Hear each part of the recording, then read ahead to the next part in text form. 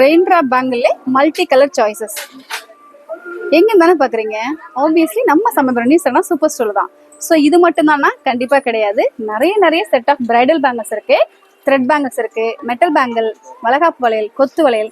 So என் முன்னாடிக்கெல்லாம் பாத்தீங்கன்னா set of thread bangles இருக்கு, metal bangles இருக்கு. பார்க்கலாமா? இங்க பாருங்க, 190 rupees தான் இந்த ஒரு ஃபுல் செட். குவாலிட்டி ப்ரீமியமா இருக்கு, சரிதா? ஸோ 2.4, 6, 8, 10 வரைக்கும் இந்த பாக்ஸில் இருக்கும். With what ever your choice. நீங்கள் பாருங்க, 6, 2.4. ஸோ எல்லா சைஸ்லையுமே இந்த மாதிரி அவைலபிள் இருக்கு.